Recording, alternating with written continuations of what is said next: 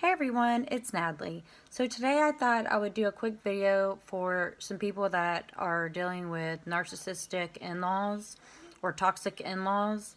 Look, I know I've been doing so many videos on that, but it's because I get flooded with emails about this subject.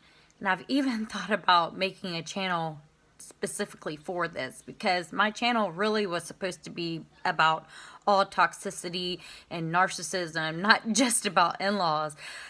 However, I think I just want to do a quick video that might help this person because they are in a crisis situation with their mother-in-law and they have a spouse problem, a significant other problem, who is not supporting them in their decisions. This person feels alone in her marriage, but honestly, she's not married quite yet. They have children together and they are still engaged. In my opinion, she has more than just a in-law problem. She has a significant other problem.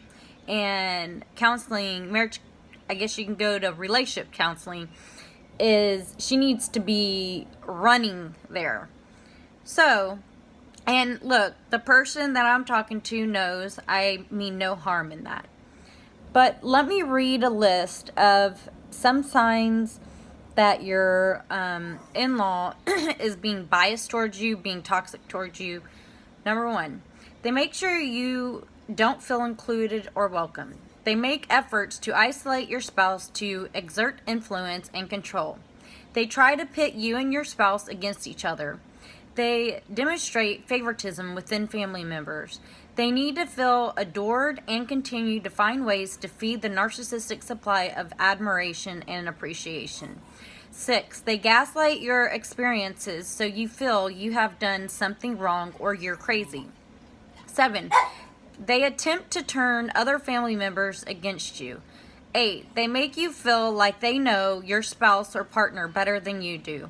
More greatly, narcissistic in-laws will be intrusive, opinionated, controlling, and most of all, entitled, along with bringing stress upon you and your as an individual.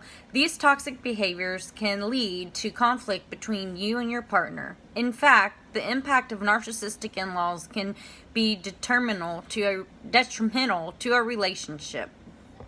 And one thing I can say, if you are dealing with a spouse who is not supporting you, who is not protecting your relationship, who is not respecting you, who is going and telling the in-laws every single thing that is going on in your life and in that marriage, you have a bigger problem than an in-law problem. You have a marriage problem or a relationship problem. Anyone who takes the vulnerability of a relationship, a conflict in that relationship, and doesn't settle it with their partner, but instead runs to the in-law to settle it, like your relationship is the in-law's relationship, and when your spouse goes and talks to the in-law, what they decide goes in your relationship. You need to run. You can run away, or you can run to a marriage counselor or relationship therapist to fix this problem, because they're not respecting you and they're definitely not respecting that relationship. I know in the past, in my relationship, it only happened a few times. Because my husband had been persuaded by the narcissist for so long to talk about me negatively. She didn't want to know the positivity in my life. She wanted to know all the negativity in my life because she has persuaded her son into believing that if you bring me this negativity, I will give you love and affection and attention. And because she has conditioned him into believing that, he believes it.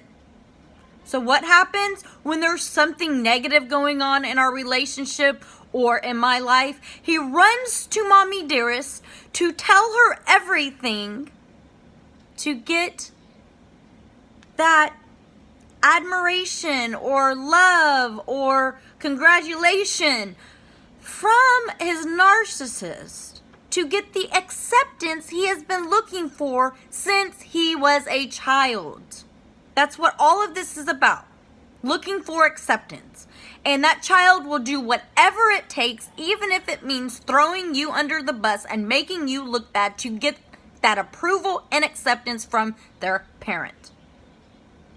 And because your spouse, the child of the narcissist, believes that pleasing mommy or daddy is the most important thing in the world, they will literally take everything that the narcissist wants to know about you in that relationship and go and tell the narcissist.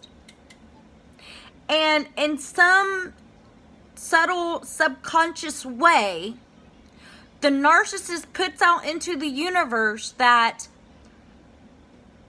I want to know every negative thing or every single thing about your relationship, that it is your responsibility as their child to bring that information back to them, because they've been conditioned into believing that. They have been influenced into believing that. That is what the child does. So instead of taking it up with you, if it has something to do with the children, the household, the finances, the jobs, whatever it is, the animals, whatever, instead of having an adult conversation with the partner who is just as responsible as the other person in this relationship, instead of talking to that person where that person's opinion is the most important, they are manipulated into thinking that their mother or father is that person instead of their spouse. So instead of talking to their spouse about it, they go silently and talk to the in-law about it, because they are conditioned into believing, into thinking that is what they're supposed to do. So anything that you need to discuss with your partner is not discussed with you, and it might be a little bit, but the ultimate decision is never yours. It's the in-laws. And if you are dealing with a spouse who is not respecting your decision or opinion, and instead only respects the narcissist, you are dealing with a significant other problem. Yes, you have the in-law problem, all right? But you're also dealing with your spouse who has a problem.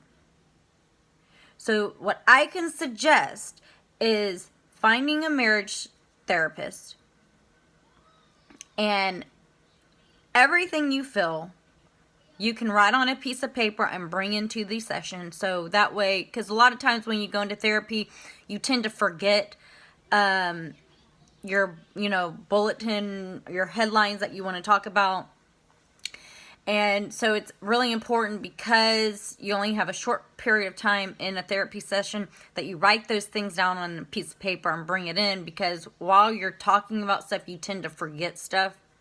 So definitely write it down before you go into therapy. But you need to have a major heart-to-heart talk with your partner, because what they're doing is not showing you that this relationship is cherished or valued.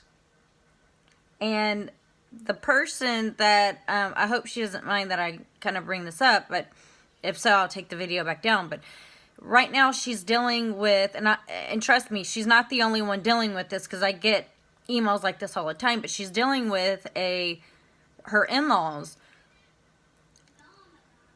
trying to grab control over her children.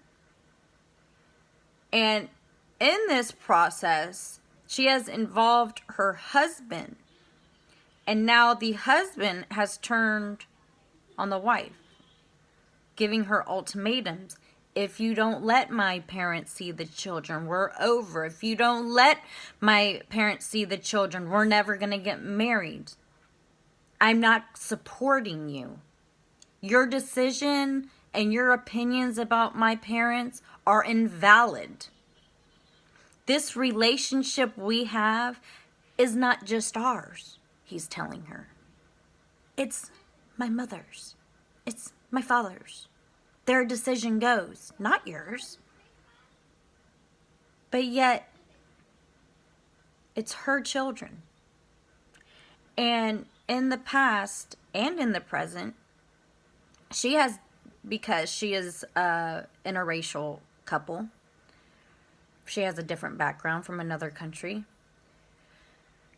Because of her skin color, maybe even, she didn't say anything about her religion, but maybe, or because she's an interracial couple, the mother-in-law has made comments about the children's skin color, about their eye color, about their hair color,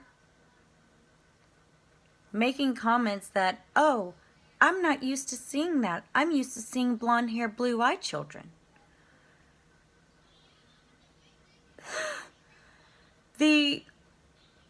This type of comments are so uncalled for.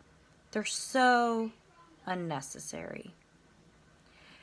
It's almost like she is saying, I'm racist. I'm racist. And there's subtle hints that are hurtful. And really, honestly, they're passive-aggressive. They're not really subtle in the sense that she didn't say that loud and clear, but they're subtle in the sense where she is pretending like she's not insulting this person. And she does, and her mother-in-law is doing this in front of the children, okay?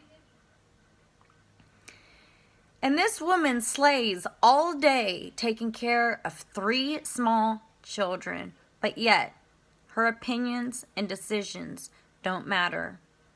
And when she does go and tell her husband about the things her mother-in-law is saying and doing, he doesn't believe her. Or he'll say stuff like, she took it the wrong way. But how can you take it the wrong way when someone is deliberately being passive-aggressive about your skin color, your hair color, and your eye color, and your race? It's highly inappropriate, and you should never let someone degrade you in that way. It's not their life. It's not their decision. It should never be an option to allow someone in your home to say such vulgar things to you in front of your children. Because what's going to happen, because the mother-in-law is saying this in front of the children, is subconsciously the children will hear that and eventually be ashamed of their race, of the color of their hair and eyes and skin. So they're going to start being invalidated in that aspect, thinking that they don't meet society's standards. Or it can make them depressed and feel sad and down that they are interracial. And if someone is purposely doing this in front of the children, they are subtly letting those children know, you're not good enough. You're not good enough. And then the children grow up believing this, which gives them low self-esteem, gives them depression, anxiety, even suicidal thoughts. And my friend that is dealing with this wants no contact with her in-laws due to this and other reasons. But I'm just putting this one out there because I think it is unbelievable that someone could say this to her daughter-in-law and her grandchildren. It's highly inappropriate. It's uncalled for. And I too, if I were her, would be protecting my children from this person. Because you don't know, with the narcissist, you don't know what they're going to say to your children when you are out of sight. You cannot trust this person. If this person is willing to say stuff like that in front of you, in front of the children, you don't know what manipulation tactics they are using on your children when you are not present. You do have a few choices, though. So, because, obviously she doesn't want to end her marriage over this because she loves her family. What person would want to end your marriage over, telling your spouse, like, no, your parents aren't going to see my children with them acting manipulative and biased towards me. And then the spouse saying, too bad, so sad, my parents are going to see them. Like, because you have a spouse problem, you got to fix that first before you even deal with the in-law problem or allowing them to see them. But if I were her and my in-laws were saying that, there's no way I would ever let my children around them. No way. But because she doesn't want to end her marriage, there's a few things that she could do to help the situation. Number one, you can go to a group counseling session with the people that you're in conflict with. You can talk about how this makes you feel when she is doing or saying these things, and how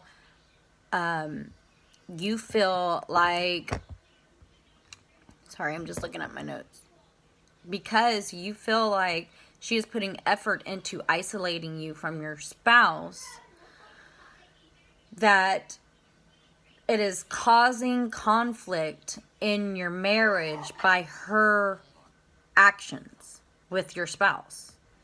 And then she's definitely demonstrating favoritism within the family members. And you can also talk about the gaslighting experience that you have with her, and how she's making underhanded compliments, and she is using passive aggression on you. You just write down the things that that she makes you feel. Like, tell her, you don't make me feel included. You don't make me feel welcomed. You don't make me feel safe. I don't feel safe.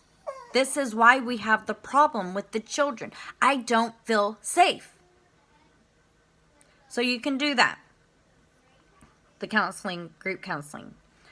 Number two, actually I should say number one, is finding a marriage counselor, even though he is just your fiance. Finding a marriage counselor and telling your spouse, until we fix this, our relationship, I feel respected and my opinions are respected, I can't even consider allowing my children to go to your parents. Until we have an understanding of how this person makes me feel unsafe, unwelcomed, and isolating me away from my children and my husband. Till you can totally understand how I feel, I can't even consider allowing my children around your parents. So that's number one, is you got to fix that problem.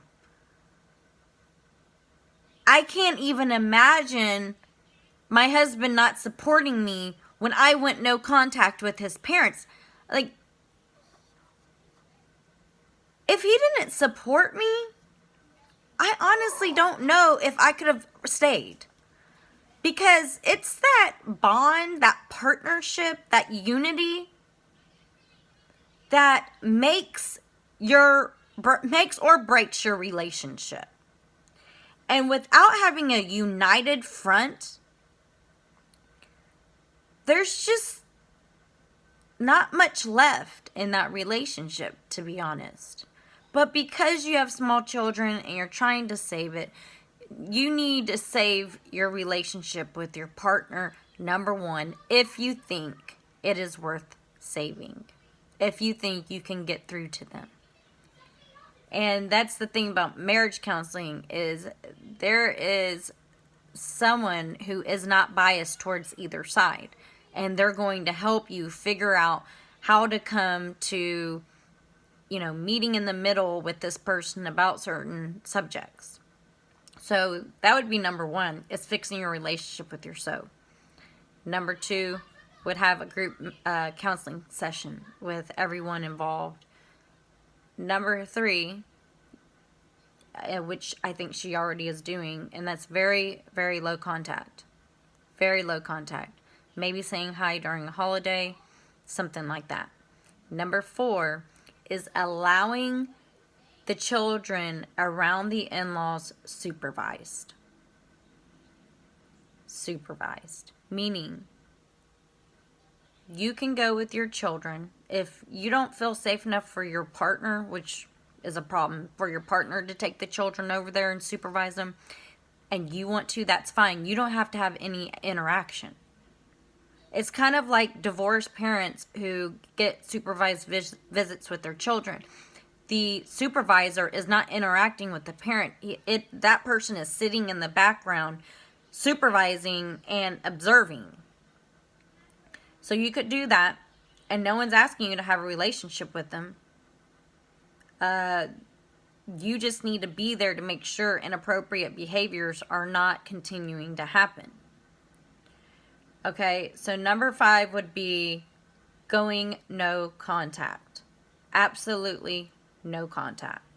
You do not want anything to do with this person. They have not changed their behavior when you have spoke to them about it. They keep crossing boundaries. They're involving your spouse in pitting sides against you. They are telling your partner that you're not a good mother or a good caretaker, that you're being mean and hateful for no reason, that you're the crazy one. They never said or did these things. And that's the thing. You have to gather the proof. If your partner is not believing you, gather proof. And if that means you have to be around these people to gather the proof and fake it until you make it, then that's what you do, honey. You make sure that you have audio recording. Matter of fact, you can buy little necklaces on Amazon. It just looks like a necklace, and it audio records. Then they have like little video cameras that look like different things, necklaces, pins, all kinds of stuff, right? Or you can just use your phone. And there's apps that you can download, or you can just use your camera. And you want to make sure the whole time you're around them that you are audio recording or video recording this person and their behaviors. And it might take a few times to get the conviction of them, right? Because if you start going back over there around them, they might try to be on their best behavior at first, but then eventually, like we all know, they can't hold their mouth anymore. They're looking for that supply to hurt you. They want to hurt you. They're entitled, arrogant people. They don't care. But it might take a few times to be around them. So you might have to swallow that hard pill to be having to be around them to get the evidence to convict them. But that's what you have to do. If your partner is not believing what you are telling them and they are not seeing it, then you gather as much evidence as you can. That way when you show them, they can't make up excuses of whatever. Like, oh, you overreacted. Da, da, da. No. And it's the, that's the problem though, is you could get evidence and then the narcissist child, even with that evidence, still make excuses for their parents because that's what they've been doing their whole life, making excuses for their parents' behavior. So it's kind of like having to wake your spouse up to the fact that their parents are toxic. And you can take that evidence into counseling and show the counselor, so the counselor can also talk to your partner about, this is highly inappropriate behavior. I can definitely see why this person is trying to protect herself and children, because it might take a third party to actually get through to your spouse, because they're used to this type of behavior from their parents. They've been covering up for their parents for years because they are conditioned into being people. They're conditioned into covering up their parents' misbehaviors. It's all they know. That's why they also have been conditioned into believing that these misbehaviors aren't acceptable and normal when they're not. So I hope that this video reaches that one person that I've been talking to. I also hope that it reaches anyone else that is going through this. But you definitely need to fix the relationship you have with your spouse before you can even step in the ring of fixing or going no contact in that relationship with your in-laws. Because the most important relationship is the one that is your dominant relationship, your dominant family, which is the one you created. But you've got to open your spouse's eyes to this fact. And if he doesn't or she doesn't open their eyes to what's going on, you might be with the narcissist. Because remember, narcissists raise narcissists. But they also raise very empathic people, depending if they are the scapegoat or if they are the golden child or if they are the forgotten child. It really just depends. In my experience, the narcissist golden child usually becomes a narcissist themselves, and everyone else kind of becomes the empath because they see how they've been treated. They never want to be treated like that again, and they don't want to treat other people like that, so they escape. And they are the most sensitive, conscious person in that family. That is why basically they've been scapegoated, because the mother was jealous of this child and needed someone to take supply out of. That's all the scapegoated child was needed for supplies, to get blamed. But anyways, that's a whole other video.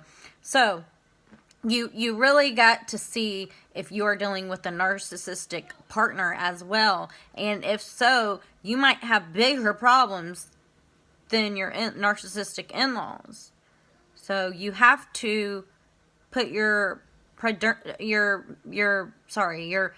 marriage in the front of your, sorry, I went brain fart. It's the most important priority. Sorry guys, I'm so tired, if you can hear it in my voice. Your marriage should be your priority, and fixing that should be the priority, and exposing them to the problem of the in-laws. That's the priority. Not pleasing the narcissist because your spouse doesn't give a crap about your opinion or decision. You protect your children from these people. Period. Alright. Peace, love, and harmony, everyone. Bye-bye.